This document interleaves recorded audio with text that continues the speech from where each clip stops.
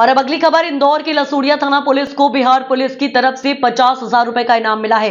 बिहार के इनामी वांटेड बदमाशों को गिरफ्तार करने के लिए इंदौर पुलिस को ये इनाम दिया गया है। इंदौर की लसूड़िया थाना पुलिस को बिहार पुलिस द्वारा 50,000 रुपए का इनाम मिला है।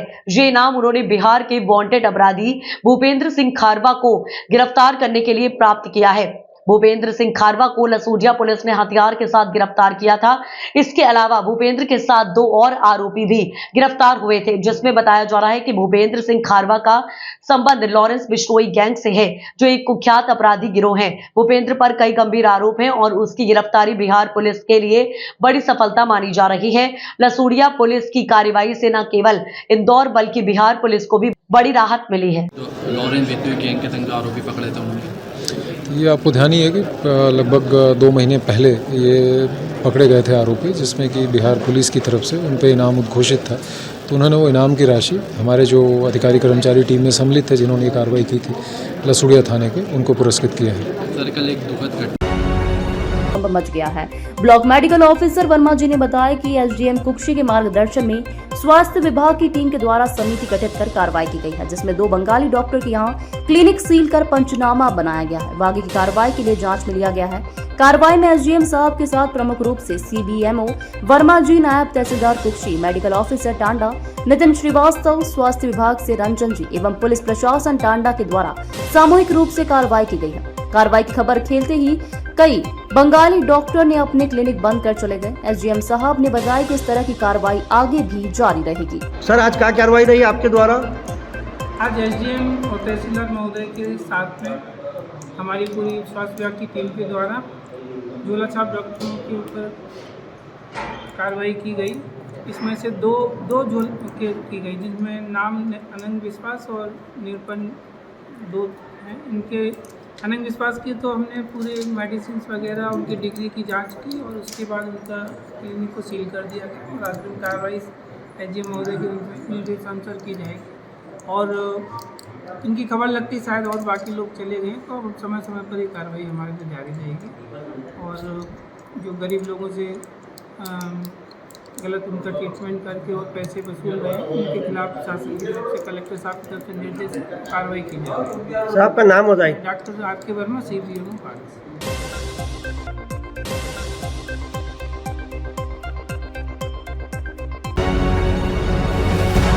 देवास में लगातार जन आंदोलन के बाद विधायक के नगर निगम अधिकारी उठाए सबका फोन, दिए हर वार्ड में व्हाट्सएप ग्रुप बनाने के निर्देश। जन आंदोलन पर उतारू होते आमजन। जल समस्या को लेकर देवास नगर निगम में विधायक गायत्री राजे पवार ने निगम अधिकारियों की मंगलवार को बैठक ली।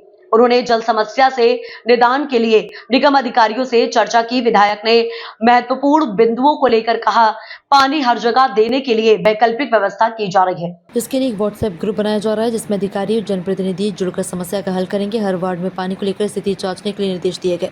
साथ ही 3 हेल्पलाइन नंबर जारी करना, पानी के समय को लेकर ध्यान देना, पानी को फ्लो चार्ट बनाना जैसे काम बैठक में किए जाएंगे। जल संकट है, लेकिन लोग इसको बड़ा चढ़ाकर बता रहे हैं। हम इसका इन 7 दिनों में निदान कर देंगे।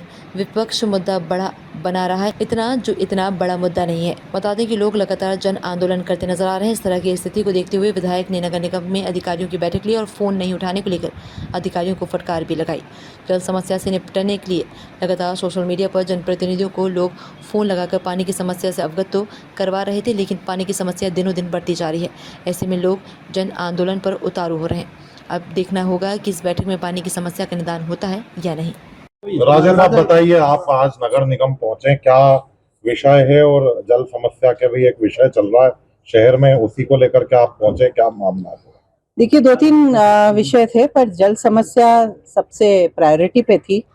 जल समस्या के समाधान के लिए मैं भोपाल 4 दिन पहले भी बात कर चुकी थी और उसी के बाद पानी छोड़ना शुरू भी हुआ था।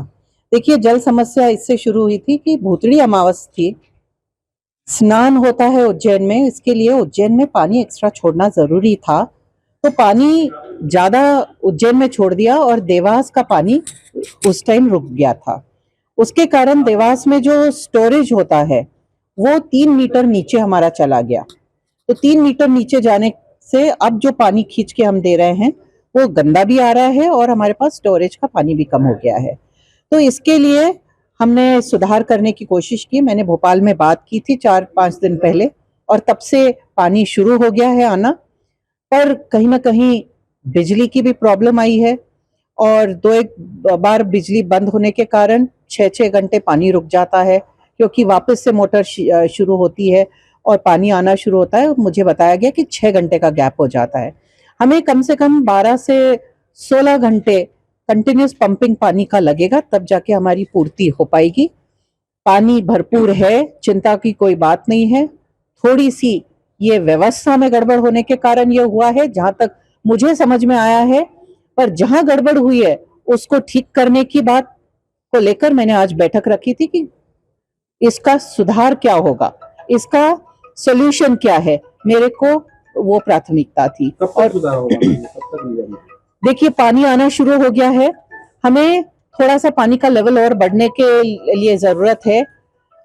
सुचारू रूप से पुरानी व्यवस्था में हमें जाने के लिए 7 दिन लगेंगे, पर मैं मानती हूँ 3 दिन के अंदर हम कंफर्टेबल हो जाएंगे कि हम पानी हर जगह दे सकेंगे। वैकल्पिक व्यवस्था क्या किया? तब तक वैकल्पिक व्यवस्था में सबसे पहले अभी एक ग्रुप बनाया जा रहा है, जिसमें सब अधिकारी रहेंगे और हर वार्ड के पार्षद जनप्रतिनिधि रहेंगे, और बहुत सारी टैंकर्स अधिग्रहण भी किए गए हैं, कहीं कहीं से इंडस्ट्री से भी लिए गए हैं।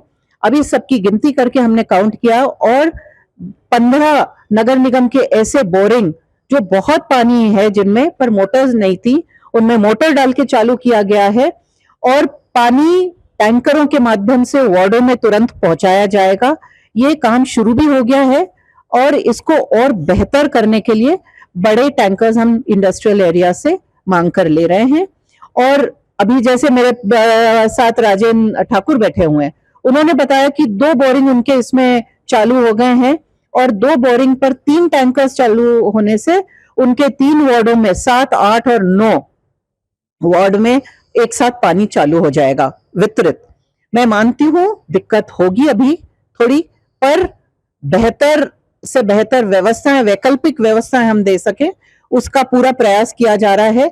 इस ग्रुप के माध्यम से, जो मैंने अभी आपको बताया, एक व्हाट्सएप ग्रुप बनाया जा रहा है, जिसमें जनप्रतिनिधियों को, अधिकारियों को और नगर निगम के उस टीम को जोड़ा जाएगा जो डेली फ्लो चार्ट उसमें डाला करेंगे, ताकि पानी आज आया, कौन सी टंकियां भरी, किस एरिया में पानी का वितरण आज सुबह होगा, कहाँ शाम को होगा, कितने बजे होगा, ताकि लोग भी अवेयर रहे, दिन भर वेट नहीं करते रहे पानी के लिए। उन्हें मालूम हो कि आज सुबह नहीं शाम को पानी आएगा, ताकि वो भले 15 मिनट पानी आए पर वो शाम को फिर अपने घर रुक के पानी की व्यवस्था कर सकेंगे। वार्ड नंबर 9 के लोग आए थे, वहाँ के पार्षद, तो उन्होंने स्पष्ट आरोप लगाया कि यहाँ के अधिकारी फोन नहीं उठाते हैं। अच्छा, मुझे ये नहीं मालूम कि आए थे। इंदु भारती साहब ने भी जाहिर करी है, स्पष्ट कहा कि अगर टैंकर जरूरत तो अधिकारी फोन नहीं उठा रहे। सबसे कैसे, अगर ऐसी बात है तो अभी मैं तुरंत से बात भी करूंगी, और फोन नहीं उठाना ये गंभीर चीज है अधिकारियों के लिए। अधिकारी बैठे यहाँ पर जनता की सेवा के लिए हैं, उन्होंने फोन उठाना चाहिए, और किसने फोन नहीं उठाया, क्या समस्या है, मैं अभी समझकर इसकी बात करूंगी। गंभीर समस्या, जिस तरह से भी आपने बताया कि टैंकरों की व्यवस्था की जाएगी, आपकी निधि से, आपके विधायक के माध्यम से कितने टैंकर की व्यवस्था? मैंने 17 टैंकर्स के लिए विधायक निधि दी है, और वो टैंकर्स वैसे भी समर्स के लिए, गर्मी के लिए आने वाले थे, पर फोन लगा के हमने उनको जल्दी पहुंचने के लिए आग्रह किया है, तो वो भी बहुत जल्दी पहुंच जाएंगे। तो वो 17 टैंकर भी वार्डों में पानी पहुंचाने के लिए काम में आएंगे। मॉनिटरिंग कैसे रहेगी? इसीलिए ये फ्लो चार्ट बनाया जा रहा है। तो इसमें हर वार्ड की व्यवस्था उस ग्रुप में डिस्कस की जाएगी कि इसमें इतने बोरिंग है, इतने टैंकर्स हैं, उन टैंकर के ड्राइवर्स के नंबर होंगे और उनका पूरा चार्ट डाला जाएगा, जिसके तहत जनप्रतिनिधि को मालूम होगा कि उनके वार्ड में कितने बजे से कितने बजे तक कौन सा टैंकर कौन से एरिया में पानी पहुंचाएगा, और जनप्रतिनिधि फिर उन अधिकारियों के साथ मिलकर अपने वार्डों में सुचारू रूप से पानी पहुंचाने का काम करेंगे। ये प्लानिंग अभी यहाँ पर बैठ के हमने पेपर पे की है। इसे क्रियान्वित करने के लिए सभी जनप्रतिनिधियों को, सभी वार्ड के हमारे पार्षदों को ऐसे आग्रह है कि वो आगे बढ़े और अपना योगदान दे, ताकि इस प्लानिंग को हम सुचारू रूप से क्रियान्वित कर सके। जिस तरह के जो अभी जो पानी की समस्या जो भूचाल आया है, जितना आगे कोई ऐसा कोई समस्या ना हो देवास के लिए, इसके लिए कोई प्लानिंग की गई है? इसके लिए भी सारे पॉइंट्स निकाल लिए गए हैं कि कहाँ किस कारण से ये समस्या आई है, उसको हमने चिन्हित किया है और भोपाल में हम इससे डिस्कस करेंगे कि ये कारण फिर से नहीं होना चाहिए। अधिकारियों की भी लापरवाही आई है सामने, जल वितरण जिस तरह से प्रभावित, इसमें अधिकारियों की मेरे सामने तो रात को 1 बजे नल छोड़ रहे, पौने 1 बजे, सुबह 4 हाँ, बजे। वो 1 बजे नल छोड़ रहे हैं, 12 बजे नल छोड़ रहे हैं, ये अभी मुझे मालूम पड़ा है। वो अभी मैं अधिकारियों के साथ बैठ के बात कर लूंगी कि ऐसे समय छोड़ा जाए जो आम आदमी। गंभीर समस्या जिस तरह से भी आपने बताया कि टैंकरों की व्यवस्था की जाएगी, आपकी निधि से, आपके विधायक के माध्यम से कितने टैंकर की व्यवस्था? मैंने 17 टैंकर्स के लिए विधायक निधि दी है और वो टैंकर्स वैसे भी समर्स के लिए, गर्मी के लिए आने वाले थे, पर फोन लगा के हमने उनको जल्दी पहुंचने के लिए आग्रह किया है, तो वो भी बहुत जल्दी पहुंच जाएंगे। तो वो 17 टैंकर भी वार्डों में पानी पहुंचाने के लिए काम में आएंगे। मॉनिटरिंग कैसे रहेगी 17 टैंकर? इसीलिए ये फ्लो चार्ट बनाया जा रहा है, तो इसमें हर वार्ड की व्यवस्था उस ग्रुप में डिस्कस की जाएगी कि इसमें इतने बोरिंग है, इतने टैंकर्स हैं, उन टैंकर के ड्राइवर्स के नंबर होंगे और उनका पूरा चार्ट डाला जाएगा, जिसके तहत जनप्रतिनिधि को मालूम होगा कि उनके वार्ड में कितने बजे से कितने बजे तक कौन सा टैंकर कौन से एरिया में पानी पहुंचाएगा और जनप्रतिनिधि फिर उन अधिकारियों के साथ मिलकर अपने वार्डों में सुचारू रूप से पानी पहुंचाने का काम करेंगे। ये प्लानिंग अभी यहाँ पर बैठ के हमने पेपर पे की है। इसे क्रियान्वित करने के लिए सभी जनप्रतिनिधियों को, सभी वार्ड के हमारे पार्षदों को ऐसे आग्रह है कि वो आगे बढ़े और अपना योगदान दे, ताकि इस प्लानिंग को हम सुचारू रूप से क्रियान्वित कर सके। जिस तरह के जो अभी जो पानी की समस्या जो भूचाल आया है, जितना आगे कोई ऐसा कोई समस्या ना हो देवास के लिए, इसके लिए कोई प्लानिंग की गई है? इसके लिए भी सारे पॉइंट्स निकाल लिए गए हैं कि कहाँ किस कारण से ये समस्या आई है, उसको हमने चिन्हित किया है और भोपाल में हम इससे डिस्कस करेंगे कि ये कारण फिर से नहीं होना चाहिए। अधिकारियों की भी लापरवाही आई है सामने, जल वितरण जिस तरह से प्रभावित, इसमें अधिकारियों की मेरे सामने तो रात को 1 बजे नल छोड़ रहे, पौने 1 बजे, सुबह 4 बजे। हाँ, वो 1 बजे नल छोड़ रहे हैं, 12 बजे नल छोड़ रहे हैं, ये अभी मुझे मालूम पड़ा है। वो अभी मैं अधिकारियों के साथ बैठ के बात कर लूंगी कि ऐसे समय छोड़ा जाए जो आम आदमी के लिए थोड़ा सा कन्वीनियंट हो, वो जरूर किया जाएगा। ये भी है इसमें, जैसे जो जितने भी यहाँ पर आंदोलन हो रहे हैं, उन आंदोलन के माध्यम से उन लोगों को यह नहीं पता चल पा रहा है कि उनके पास जल कब तक आएगा। इसीलिए ये फ्लो चार्ट बनाया जा रहा है। अभी कमिश्नर साहब ने बोला है 2-3 घंटे में बन जाएगा और बनने के बाद जनप्रतिनिधियों के साथ हम कोऑर्डिनेट करके इस फ्लो चार्ट को आम आदमियों तक पहुंचाने की कोशिश करेंगे। माहौल देवास के अंदर हुआ राज, जिस तरह का माहौल अभी जो देवास के अंदर हुआ, जनता कहीं ना कहीं डरी हुई है, भयभीत हो गई कि पानी नहीं मिलेगा, तो आपकी तरफ कुछ संदेश उनके लिए? देखिए, संकट तो आया है, मैं उससे नकारती नहीं हूं, पर इसको बढ़ा चढ़ा के लोगों को डराने का काम जो लोग कर रहे हैं, उनको मैं बोलूंगी कि ये ना करें। इसको सकारात्मक रूप से अपने परिवार में, अपने घर में अगर संकट आया है, इसे सुलझाने के लिए चाहे पक्ष के लोग हो या विपक्ष के लोग हो, उन्होंने आगे बढ़ के सहयोग करना चाहिए, ना कि आम जनता को डराना चाहिए। यही मेरा नम्र निवेदन है सभी से। और एक हेल्पलाइन नंबर भी रिलीज किया जा रहा है। ये हेल्पलाइन नंबर है, इसके माध्यम से आप कोई भी समस्या हो तो नगर निगम तक पहुंचा सकते हैं। ये लोकल लैंडलाइन का नंबर है 220516। जो उठाएंगे लोग, ये मतलब कई बार अगर नहीं उठाते हैं तो अपन उसके ऊपर बिल्कुल मुझे बताइए, मैं मोर्चा संभालने के लिए तैयार हूँ। और एक और नंबर है 1800233527 एक और लैंडलाइन नंबर है 220030। ये 3 नंबर्स हैं, आप कोशिश करिए और अगर नहीं होता है मैं हमेशा से उपलब्ध हूँ।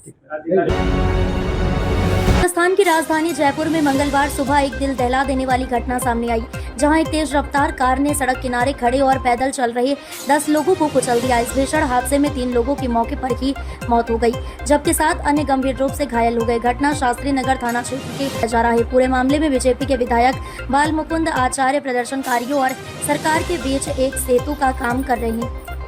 नारगढ़ रोड तक लगातार 12-13 लोगों को दुर्घटना करता हुआ आया है। व्यक्ति दारू पिया हो बताया और इतनी ज़्यादा पी है कि उसे खुद को अपने आप में होश नहीं है। और उसने एमआई रोड पर एक 3 साल की बच्ची को भी नुकसान किया बताया, दलता थाना गेट क्षेत्र में भी किया है और यहाँ हमारे इस क्षेत्र में भी किया है। इसमें लगभग 5 हिंदू समाज के हैं और 3 मुस्लिम समाज के भी हैं जिनको उससे दुर्घटनाग्रस्त किया है। 2 की अभी डेथ भी हो चुकी, एक अभी सीरियस है, बच जाएगा, बाकी का इलाज चल रहा है। तो चिंता का विषय है और मैं पुलिस प्रशासन को यही निवेदन किया हूँ कि अब शाम को पेट्रोलिंग की भी ज़्यादा आवश्यकता है और दारू पीने वालों की भी चेक पोस्ट बना के उनको जगह जगह जांच करने की आवश्यकता है, ताकि दारू पी हुए गाड़ी चलाकर जिस प्रकार से दुर्घटना कर रहे हैं ये बड़ा चिंताजनक विषय है। तो इससे दोबारा ऐसी नुकसान न हो उसके लिए हम सबको सजग रहकर और ये काम करना चाहिए।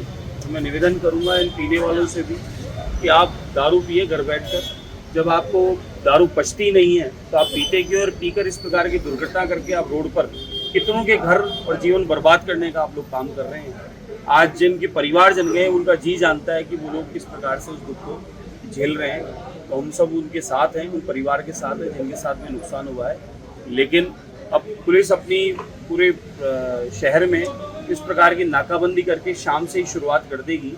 अक्सर ऐसा होता था कि रात को चेक करते थे ऐसी घटनाएं, लेकिन अब शाम से इसकी शुरुआत कर देंगे। ये जिस समय दुर्घटना घटी उस समय चारों ओर ट्रैफिक था और स्थितियां ऐसी थी कि सब लोग अपने घरों की ओर व्यापार से आ रहे थे, तो भीड़ भाड़ भी बहुत थी बाजार में। तो ऐसे समय में वो इतनी तेज गति से गाड़ी चलाते हुए आया है, तो ये बड़ा चिंता का विषय है। क्या हुआ था? बोलो। मैं संतोषी माता के मंदिर की तरफ से आ रहा था। हाँ। सामने से ना ये क्रेटा वाला हाँ। कुचलता हुआ मेरे सामने एक लड़की को कुचला। हाँ। मेरी बाइक को टक्कर मारी और मैं साइड में बाइक को ना कुचलता हुआ ले गया कम से कम 20 मीटर तक। हाँ। क्या नाम है आपका? मेरा नाम जितेंद्र है। कहाँ रहते हो? यही पुरानी बस्ती में। कैसा मतलब किस रफ्तार से गाड़ी आ रही थी, क्या देखा? रफ्तार तो 100 के पास थी उसकी। वो गाड़ी अपने इधर से आ रही थी, हम लोग यहाँ खड़े थे इसमें बाहर थाने के जस्ट इस साइड ही अपोजिट साइड, तो वो उधर से स्पीड के अंदर आ रहा था अपने, तो अपने इधर अपने 2 भाई खड़े हुए थे, कोई बात कर रहे थे किसी से गाड़ी में, तो उन्होंने अनबैलेंस होकर गाड़ी को उस साइड घुमाया। जब गाड़ी के अपने पकड़ी हुई है गाड़ी उसके अंदर घुस गया था पूरा। पहला हादसा उसने यहाँ करा, फिर आगे जाते ही 100 मीटर के ऊपर उसने एक गाड़ी खड़ी थी, गाड़ी के ऊपर उसने चढ़ा था, वो निकला, उसने देखा कि यहाँ पे मेरे पीछे कई लोग पड़े हुए, तो वो सीधा भगता आगे उसने 50 मीटर पे फिर 2 बाइकों पे उड़ाया। एक बच्ची थी, एक लेडीज थी, एक आदमी था, उनके ऊपर गाड़ी चढ़ा था, वो सीधे निकल गया। आगे जाते ही शनि महाराज के मंदिर के बाहर उसने 2 गाड़ियों को एक साथ फिर टक्कर मारी। उसने वहाँ से जाके उसने देखा वो गाड़ी को और स्पीड में और ज़्यादा आगे बढ़ा दिया, तो उसके पीछे मैं चलता रहा। उसने देखा कि मेरे पीछे कोई नहीं आ रहा, तो आगे जाके ही उसने 200 मीटर पे एक चढ़ाई थी फूटा कोट नाम से, वहाँ ठेका उसके आगे जाते उसके आगे गाड़ी आई थी, उसने वहाँ पे गाड़ी धीरे कर ली उसकी, तो गाड़ी धीरे करी तो मैं मेरी गाड़ी को मार रोक के उसके पीछे भगता हो गया और गाड़ी को मैंने बोला भाई गाड़ी तो रोक, पीछे इतने जनों को तू उड़ा के आ रहा है क्या नहीं, तो उसने उसकी गाड़ी मैं उसकी गाड़ी को पकड़ा तो उसने क्या स्पीड और तेज करी, तो मैं उसकी गाड़ी के पूरा लूट गया। तो गाड़ी से मेरे को खींचता वो लेके जा रहा था वो, तो उसकी गाड़ी आगे जाते घुमाव होता है, घुमाव पे मैंने स्टीयरिंग को उसको घुमा के दीवार के अंदर डाल के उसकी गाड़ी को रोकी। रवि, गाड़ी में कौन कौन मौजूद था? एक ही जना मौजूद था, एक आदमी, उसका नाम मेरे को ध्यान नहीं है कौन था उस गाड़ी में। आपने जब उसको पकड़ा तो शराब पी रखा था? बिल्कुल पी रखा है वो, तो बहुत ज़्यादा पी रखी उसने दारू, ओवर कंट्रोल था बिल्कुल। कितनी स्पीड होगी गाड़ी की स्पीड कम से कम, जब मैं उसके साथ था गाड़ी में कम से कम 80-90 की स्पीड से लेके गया हूँ। क्या नाम है आपका? रवि सिंह। सर, नाहरगढ़ थाना इलाके में हादसा हुआ है, तेज रफ्तार कार का कहर भी देखने को मिला, अब तक क्या अपडेट सामने आई है? जो एक्सीडेंट हुआ है उसमें जो हमें अभी तक सूचना मिली है उसके अंदर एक्सीडेंट करने वाला जो कि जानकारी में आया है कि ड्रिंक किया हुआ था जी, और उसने जो एक्सीडेंट किया है उसमें लगभग 8 लोग घायल हुए हैं, उसकी कंफर्म सूचना है, और उसमें से 2 जो मजरूब थे उनके एक्सपायर होने की। ड्राइवर को पकड़ा है? हाँ, ड्राइवर जो ड्राइविंग कर रहा था उसको हमने डिटेन कर लिया है, उसके बाद जो गाड़ी थी उसको रिकवर कर लिया है और आगे उससे भी पूछताछ करेंगे, और पूछताछ में कहाँ से रवाना हुआ, कहाँ एक्सीडेंट किया, वो सारी। नाहरगढ़ से पहले कहीं और भी एक्सीडेंट हुआ था इसी कार से? ऐसा सुनने में आ रहा है, लोगों से सुन रहे हैं कि उसने गलता गेट या एमआई रोड पे भी 1-2 जगह इस तरह का उसने गाड़ी को। जो कार चालक पकड़ में आया कौन, क्या करता है, कुछ बताया? तो उसका इतना तो जानकारी नहीं मिला, लेकिन उसने जो एक्सीडेंट किया है वो ड्रिंक किया हुआ था। इस वक्त की बड़ी खबर आ रही है मंदसौर से। मंदसौर जिले के गांव रिंडा में शर्मनाक करतूत, गौमाता के साथ अप्राकृतिक कृत्य करने का मामला आया सामने। पुलिस ने तुरंत एक्शन लेकर आरोपी को किया था गिरफ्तार। ग्रामीण की मांग पर पुलिस ने आरोपी का निकाला जुलूस। अफजलपुर थाना पुलिस ने आरोपी का भरे बाजार में निकाला जुलूस। अफजलपुर थाना प्रभारी और पुलिस प्रशासन जिंदाबाद के ग्रामीणों ने लगाए नारे।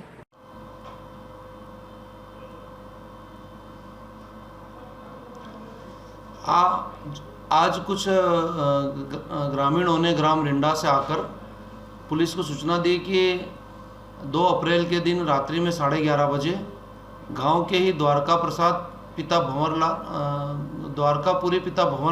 भंवरपुरी गोस्वामी उम्र करीब 35 साल निवासी रिंडा ने रात्रि में अपने अंकल मोहनपुरी गोस्वामी के बाड़े में गोवंश के साथ कुकृत्य किया था और उसका कुछ लोगों ने बच्चों ने वीडियो बनाया था रात्रि में। वो वीडियो जब सारे गांव में वायरल हुआ तो लोगों में आक्रोश हुआ और उसके खिलाफ रिपोर्ट करने थाने पे आए। तो आरोपी द्वारका प्रसाद के विरुद्ध पशु क्रूरता के तहत अपराध पंजीबद्ध कर लिया है।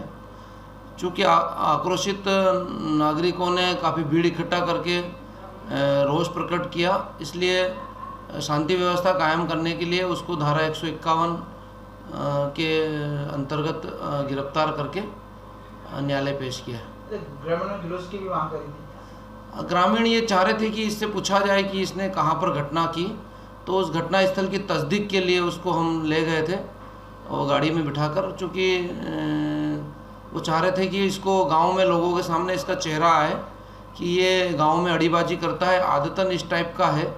लोगों ने डर के कारण इसकी रिपोर्ट नहीं की थी पहले भी। तो भविष्य में आज इसने गोवंश के साथ ऐसी घटना घटित की है।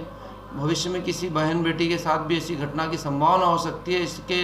इसलिए इसकी गतिविधियों पर अंकुश लगाना आवश्यक होने से सख्त कार्रवाई की मांग ग्रामीण कर रहे थे।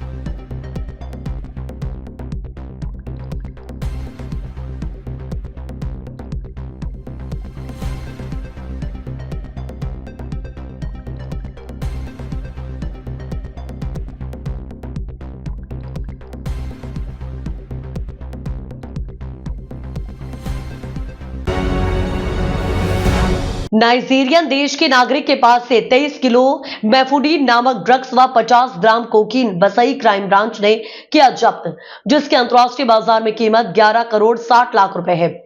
मीरा भयंदर बसई विरार पुलिस आयुक्त ने अमली पदार्थ के ऊपर सभी पुलिस स्टेशनों को सख्त से सख्त कार्यवाही करने का आदेश दिया है। इस आदेश के बाद सभी पुलिस स्टेशन व क्राइम ब्रांच की यूनिट पूरी तरह से सक्रिय हो गई है। पुलिस के मुताबिक 5 अप्रैल को रात 12 बजे के आसपास क्राइम यूनिट 2 को गुप्त सूचना मिली कि एक घर में ड्रग्स की बिक्री जोरदार चल रही है। गुप्त सूचना के आधार पर क्राइम ब्रांच के अधिकारी व कर्मचारी अपना जाल बिछाकर व फर्जी ग्राहक भेजकर उस नाइजीरियन नागरिकों को ड्रग्स के साथ गिरफ्तार किया, जिसके घर में से 23 किलो एमडी नामक ड्रग्स व 50 ग्राम कोकीन पुलिस ने बरामद किया है। साथ में इस नाइजीरियन नागरिक का पासपोर्ट व अन्य डॉक्यूमेंट पुलिस ने जब्त किया है। इस आरोपी का नाम विक्टर ओडी चिन्मय व डाइक रेमंड है। इस ड्रग्स की कीमत बाजार में 11 करोड़ 60 लाख रुपए है। इसके ऊपर एनडीपीएस के तहत मामला दर्ज करके पुलिस जांच कर रही है। क्या मामला है? माननीय पुलिस आयुक्त के मार्गदर्शन में पूरे मीरा भाईंदर वसई विरार कमिश्नरेट में ड्रग्स के खिलाफ में हमारी कैंपेन जारी है। उसी के तहत यूनिट 2 के पीआई समीर आहिरराव और उनके पूरी टीम को एक इन्फॉर्मेशन मिली कि एक जगह पे एक बंदा ड्रग्स का उसके पास में साटा है। ऐसा इन्फॉर्मेशन मिलने के बाद दिनांक 5 तारीख को रात में 12 के बाद में उनकी पूरी टीम वहाँ पे गई। Mahesh apartment Evershine city Vasai वो एरिया का नाम था। वहाँ पे उन्हें एक नाइजीरियन विक्टर ओनू वाला उर्फ डाइक रेमंड नाम का व्यक्ति उन्हें वहाँ पे मिला। जब उन्होंने वो फ्लैट की तलाशी ली तो वहाँ पे 48 ग्राम्स कोकेन बरामद हुआ।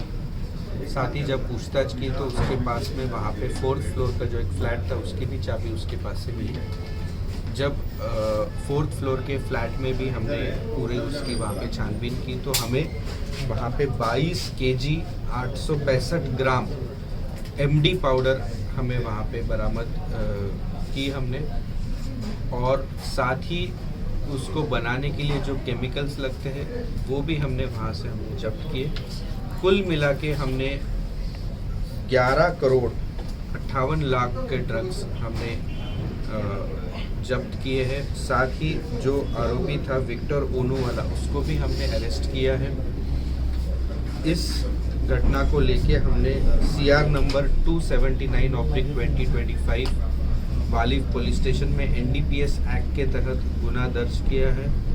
इसका इन्वेस्टिगेशन हमारी क्राइम ब्रांच की टीम कर रही है और उसकी पुलिस कस्टडी लेके इसके साथ में इसके और कोई साथीदार है, ये कहाँ बेचता था, इसके साथ में बनाता था, रॉ मटेरियल्स कहाँ से लाता था, इस सब की छानबीन इंट्रोगेशन हम लोग करें। सर, बड़े पैमाने पर उसने ड्रग्स बेची है, इसके पहले उसका रिकॉर्ड है क्या कुछ, या किस तरीके से? मुंबई में एक गुना उसके ऊपर दर्ज है, ऐसी प्रिलिमिनरी इंफॉर्मेशन हमें पता चली है।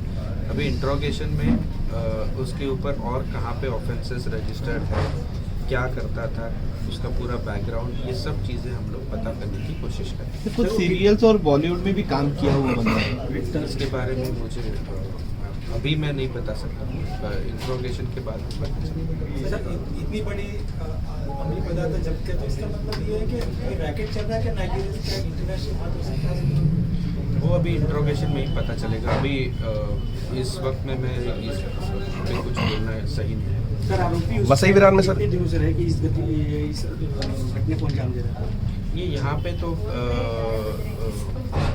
ही वाज रेंट पे रह रहा था, तो इसके पीछे जिसने रेंट पे दिया है वो बंदे के ऊपर भी हमने 188 IPC और अभी जो BNS का नया सेक्शन है 223 BNS के तहत हमने वाली पुलिस स्टेशन में ऑलरेडी गुना दर्ज किया है।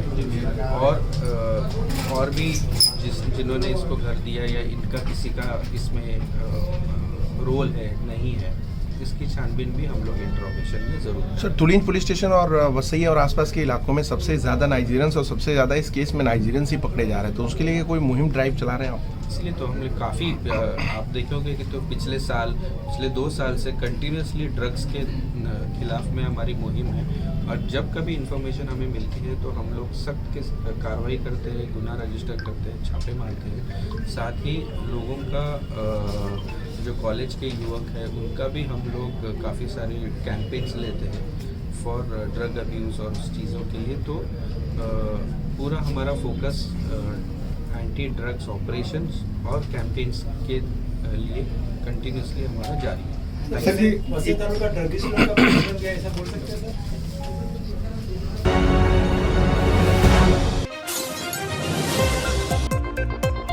धार से इंदौर जा रहे 12 टायर के ट्रॉले में बेटमा बाईपास पर भीषण आग लग गई, जिससे ट्रॉला पूरी तरह जलकर खाक हो गया। घटना देर रात की है, जब ट्रॉला बेटमा बाईपास के पास पहुंचे और अचानक उसमें आग लग गई।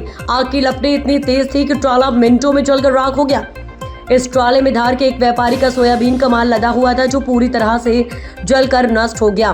दमकल विभाग को सूचना मिलने के बाद घटनास्थल पर टीम पहुंचते हुए बताया कि ट्रॉले में लाखों रुपए का सोयाबीन का माल भरा हुआ था, जो पूरी तरह से जलकर राख हो गया।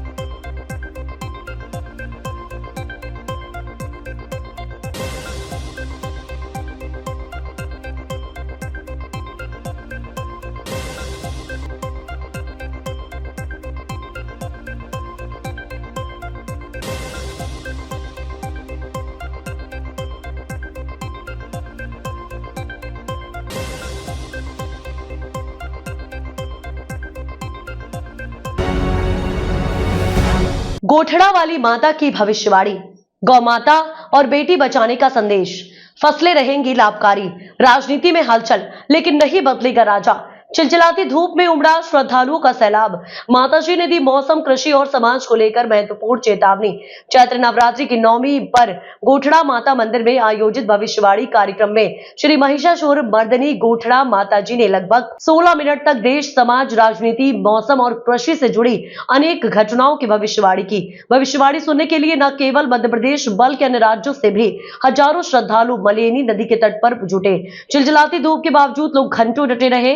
कुछ लोग पेड़ों पर चढ़कर भी भविष्यवाणी सुनते दिखे, जिन्हें मंच से बार बार उतरने का आग्रह किया गया। पूर्णाहुति के बाद निकला चल समारोह, फिर हुई भविष्यवाणी।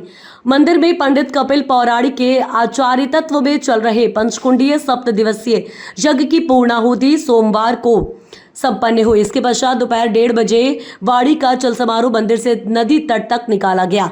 आपको बता दें कि दोपहर 2 बजे गोठड़ा माताजी के पंडा नागूलाल चौधरी ने लगभग 16 मिनट तक गुड़ भविष्यवाणी की। इस दौरान हजारों की भीड़ के बीच में शांतिपूर्ण रही सभी श्रद्धालु एकाग्र होकर माताजी की वाणी सुनते रहे।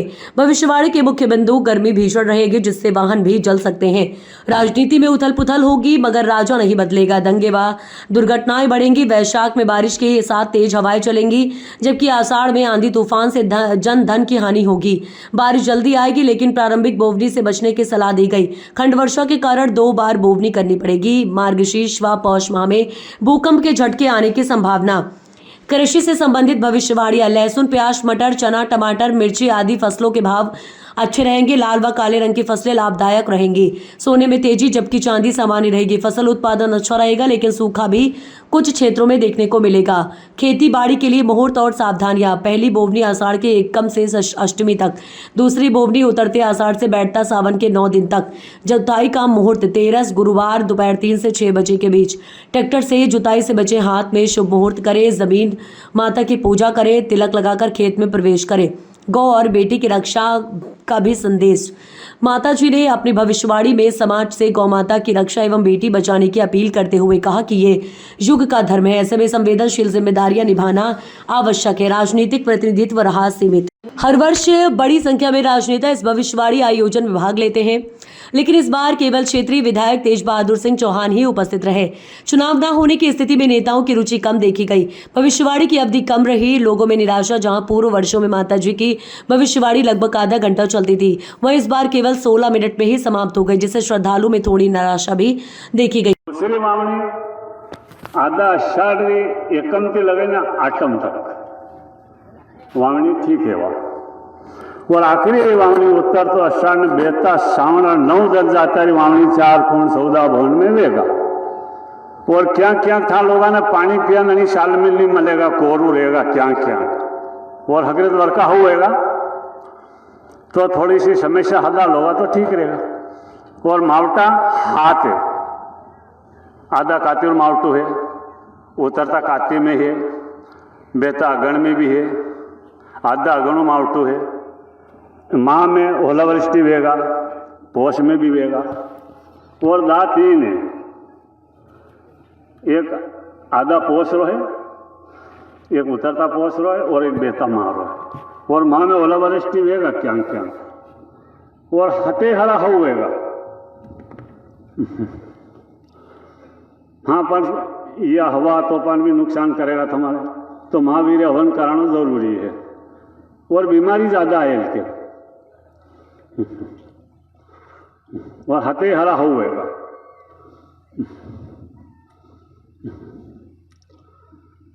और देखो अभी तो बेटो बाप ने मारी रो है ने, बेटी मन माने पति करी रही है, तो वेलो तो कोई इलाज है को नहीं। हाँ, पर अणी युग में पुण्य प्रताप ज्यादा है, तो थे लोगों ने थोड़ी सी शांति बहुत बढ़िया है, अणी में कई कोने बढ़िया है। पर कारण कलयुग देवता ने होती लीधा हगरा ने, तो यो तो बहुत बड़ी बात, मेरी उम्र बड़े रो थे, थाने उम्र तो बड़ा बुरा काम कहाँ करी रहा। बाप बेटी नहीं और की, बेटी बाप नहीं और की रही, कई है। अरे थारा कांदा लहसुन तो थे कांदा लहसुन में तो ज्यादा आया हो, ताकि मैं कीधु थाने गया शोभिन थाने बेकारेगा ना बे कह माता जी भाव रुकी जे कार माता जी कहते भाव नहीं आवे तो तो या लसण सोयाबीन तो वैसे था बिकाड़े पर हाँ इनके लसण भाव हो रहेगा और कांदा बहुत बढ़िया रहेगा। ठंडा रे कांदा में कांदा हो रहेगा बहुत बढ़िया रहेगा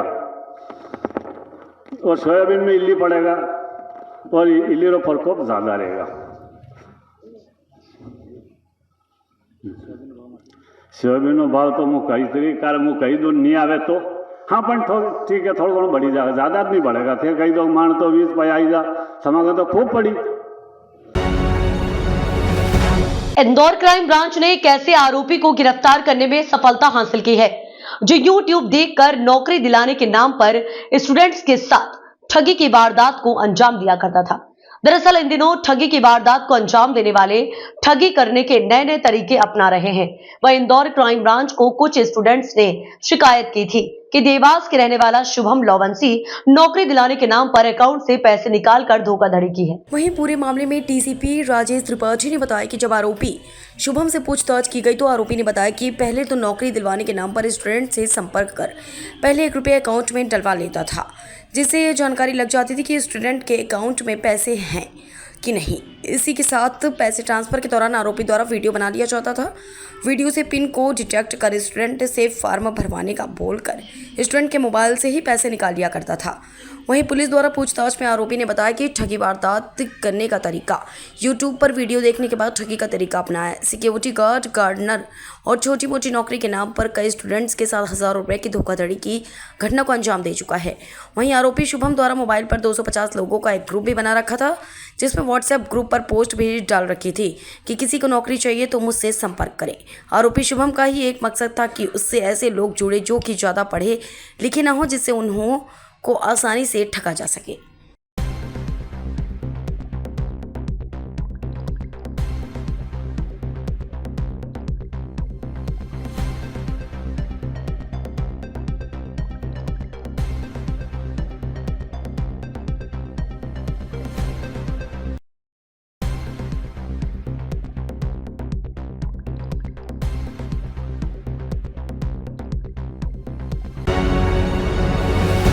उलझती जा रही है।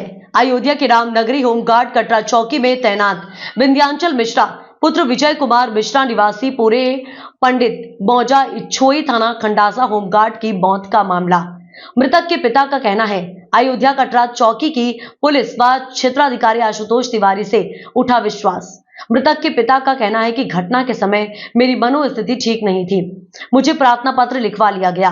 मृतक के पिता विजय कुमार मिश्रा का कहना है कि वरिष्ठ पुलिस अधीक्षक अयोध्या, जिला अधिकारी अयोध्या और डीजीपी उत्तर प्रदेश आईजी, गृह मंत्री और मुख्यमंत्री से की शिकायत, न्याय की लगाई गुहार और सीबीसीआईडी से जांच कराई जाने की मांग की है। 13वां संस्कार होने के बाद मृतक का पिता लेगा न्यायालय की शरण। मृतक के पिता ने लगाया हत्या का आरोप। मेरे बेटे की मौत आत्महत्या नहीं है, इसे किसी ने मार दिया है। राज्य महिला आयोग के राष्ट्रीय अध्यक्ष ने कल करेंगे भेंट मुलाकात और देंगे शिकायती प्रार्थना पत्र और करेंगे न्याय की मांग। शिकायती प्रार्थना पत्र में कहा, मेरा बेटा आत्महत्या या फांसी नहीं लगा सकता और किसी से अवैध संबंध नहीं था। घटना के दिन रात में 9 बजे अपनी पत्नी और बच्चों से किया था बात। सुबह 7 बजे 31 मार्च को मृतक के पिता को मिली है सूचना कि आपके बेटे ने लगाई है फांसी। मृतक के पिता का कहना है कि मेरे निजी निवास पर फोर्स लगाई गई थी और फैजाबाद के मकान पर भी फोर्स लगाई गई थी और मेरे परिवार को सही ढंग से चेहरा देखने को नहीं मिला है। आनन फानन में क्षेत्राधिकारी आशुतोष तिवारी और कटरा पुलिस चौकी के इंचार्ज ने तत्काल में पुलिस फोर्स की मौजूदगी में कराया गया दाह संस्कार। मृतक के पिता का कहना है कि क्या मैं आतंकवादी था जो कि मेरे दोनों घर पर फोर्स लगाई गई है। जब इस घटना के संबंध में क्षेत्राधिकारी आशुतोष तिवारी से बात की गई तो उन्होंने बताया कि आत्महत्या है, इसका अवैध संबंध आशा नाम की लड़की से था। अवैध संबंध की बात मृतक के पिता ने किया इनकार। जब अवैध संबंध था तो क्यों नहीं महिला के खिलाफ हुई कार्रवाई, क्या है कारण? मृतक के पिता की बात सत्य है कि क्षेत्राधिकारी अयोध्या की है। कौन है सही, कौन है गलत? मैं आपका स्वागत है अयोध्या से दल बहादुर पांडे। दूसरा जी ये बताइए कि जो घटना घटी है आपके लड़के के साथ, ये कटरा चौकी पर कब से ड्यूटी कर रहा है? कटरा चौकी पर कुंभ से आने के बाद 3 मार्च से उसकी ड्यूटी कटरा चौकी पर ही लगी हुई है। 24 घंटे उससे ड्यूटी कराई जाती थी और घटना के एक दिन पहले यानी 30 मार्च को सुबह 7 बजे मेरा बेटा घर से निकला, व्रत था, फलाहार लेकर के निकला, दोपहर के लिए भी और शाम के लिए भी। यहाँ से गया 9 बजे से ड्यूटी थी, तो ड्यूटी में था। रात में 9 से 10 बजे के आसपास मेरी बहू से भी बात हुई उसकी, यानी मियाँ बीवी की। उसने कहा था कि मैं घर नहीं आऊँगा कल सुबह, मैं पापा के पास जाऊँगा, वहीं रहूँगा, 1 तारीख को ड्यूटी आमद करके तब आऊँगा। बेटे से भी वीडियो कॉलिंग बात हुई थी, सब हंस हंस करके बड़े प्रेम से बात हो रही थी। 31 तारीख को सुबह 7 बजे मुझे सूचित फोन आता है राम जन्मभूमि SHO का कि आप विजय मिश्रा बोल रहे हैं। मैंने कहा जी।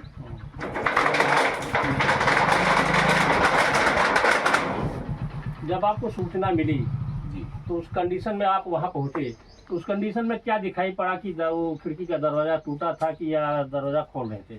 खिड़की जो वहाँ दिखाई दी मुझे वो कि बंद थी, लेकिन जो खिड़की खोली गई है मुश्किल से मुझे लगता है कि 2 से 3 सेकंड भी नहीं लगा होगा। जरा सा गादाला छुआ देने के बाद खिड़की हाथ से पकड़ करके खींच लेते हैं, खुल जाती है, और अंदर धक्का देने के बाद खिड़की खुल जाती है। उसमें अशोक यादव सिपाही कूद जाता है। खिड़की में एक भी सिटकिनी नहीं थी। इसके बाद अंदर से सिटकिनी खोलने पर मैं अंदर गया, हमारे परिजनों को भी अंदर नहीं जाने दे रहे थे, बहुत मुश्किल से बाद में जाने दिए हैं। मेरी बहू, बेटी और मेरी पत्नी थी, उनको भी सही ढंग से मुश्किल से 1 मिनट भी लाश के पास नहीं रुकने दिए। जो स्थिति वहां पे थी वो देखने के बाद ऐसा नहीं लगता था कि ये फांसी है, ये सीधे सीधे हत्या की गई है। क्या आपके घर पर दोनों जगह पर फोर्स लगाई गई थी? जी, मेरे यहाँ गांव पे भी फोर्स लगा दी गई थी, और जहां मैं फैजाबाद में रहता हूँ, जय गुरुदेव आश्रम के आगे गायत्री नगर, वहां पे भी फोर्स लगा दी गई थी। और दूसरी चीज, उसके बाद जब लाश निकालते हैं वहां से, लाश निकाल मुश्किल से 15 मिनट के अंदर सारा कार्य हो गया, लाश एम्बुलेंस में रख गई। वहां से मुझे मेरी गाड़ी, 2-3 गाड़ियां मेरी होते हुए भी पुलिस ने मुझे अपनी गाड़ी में बुला करके बैठा लिया, लेकर के राम जन्मभूमि थाने आए। वहां हमारे साथ के फैजाबाद के कुछ हित मित्र बैठे थे। बातचीत होने के दौरान फिर उन लोगों को बाहर निकाल दिया। बाहर निकालने पर दरोगा ने मुझसे लिखवाया, जिस समय CO अयोध्या, थाना राम जन्मभूमि SO और SHO और चौकी इंचार्ज भी बैठे हुए थे। तब उन्होंने कहा कि आप ऐसा ऐसा लिख दीजिए, तो इसमें हम आपकी बहू को नौकरी और 5 लाख रुपए हम दिलवा देंगे, नहीं तो इसमें गड़बड़ हो जाएगा, ये नहीं मिलेगा। तो वो मैंने लिखा। उन्होंने कहा कि किसी के ऊपर आपको संदेह? हम कहा किसके ऊपर मैं संदेह बताऊं? कि किसी एक का नाम डलवा दीजिए, सिर्फ जांच भर के लिए, बाकी अगर वो दोषी होगा तो आएगा। तो मैंने कहा जैसा जो उनका कहना है CO अयोध्या आशुतोष तिवारी का जी, कि इस लड़के का अवैध संबंध था। क्या अवैध संबंध था आपके लड़के का? ऐसा कुछ नहीं था। उन्होंने यही मुझसे कहा किसी से बात होती थी। हम कहा तो रिश्तेदार हैं हमारे, बात होती रहती है। तो कहे किससे बात हो सकती है? हम कहा हो सकता है कि आशा देवी से बात हुई हो। भाई आए दिन बात होती रहती है, तो मोबाइल पे तो बात करना कोई हर आदमी करता है, ऐसी कोई बात नहीं है। कहे बस एक नाम डाल दीजिए, तो वही मैंने सिर्फ इतना डाल दिया। तो आपने कहाँ पर प्रार्थना पत्र दिया है? मैंने वरिष्ठ पुलिस अधीक्षक, IG, DM साहब और प्रमुख सचिव गृह गोपन, इनके यहाँ दिया है। CM को मैंने स्पीड पोस्ट कर दिया। क्या आपको अयोध्या पुलिस से भरोसा है? बिल्कुल नहीं भरोसा है। अयोध्या पुलिस में कटरा चौकी में तैनात अशोक यादव सिपाही, रजनीश पांडे वो चौकी प्रभारी, और थाना राम जन्मभूमि स्टाफ में भी, सबको तो मैं नहीं कह सकता हूं, लेकिन कुछ लोग उसमें संदिग्ध हैं। 1-2 लोग ऐसे जिनका मैं अभी नाम नहीं ओपन करूंगा, और CO अयोध्या तक इस घटना में शामिल हैं। मेरा बेटा किसी से ना कुछ लेता था ना देता था। ये लोग कुछ ऐसा कृत्य इनका ऐसा हो सकता है, या जो भी चीज हो, कि उसने देख लिया, वो नहीं माना, या उसके देखने से इनको भय लगा, इसलिए इन लोगों ने हत्या कर दी, हत्या को अंजाम दिया। और जैसा जो ये कांड किए हैं, खिड़की तोड़ने से ना तो लगता है, खिड़की बिल्कुल लगता है कि रखी हुई है। तो अयोध्या पुलिस से आपका भरोसा उठ चुका है? बिल्कुल उठ चुका है। इन्होंने फोर्स लगाई, कहा कि आपकी सुरक्षा के लिए लगा रहे हैं, और लास्ट में जब तक आग नहीं लगी तब तक मेरी पूरी सुरक्षा किए थे। मुझे अपनी गाड़ी में बैठा बैठा करके लेकर के जाते थे, और लास्ट में आग लगने के बाद ये मुझसे मिले ही नहीं है, कोई एक सिपाही तक मुझसे नहीं। अयोध्या चौकी कटरा का कोई फोर्स पुलिस यहाँ आया कि नहीं आया आज तक? कोई नहीं आया। कोई हालचाल खबर है? लाश जलने के बाद किसी ने मेरे पास फोन नहीं किया, अगर फोन किया है तो मैंने किया है। तो क्या जब इससे विश्वास उठ चुका है तो आप न्यायालय की शरण में जाएंगे, दरवाजा खटखटाएंगे? बिल्कुल न्यायालय की शरण में जाएंगे, जहां तक मुझे जाने की जरूरत पड़ेगी मैं जाऊंगा। मैं किसी भी कीमत में, जहां तक मुझसे हो सकेगा, मैं कानून के द्वारा मैं इनको छोड़ूंगा नहीं।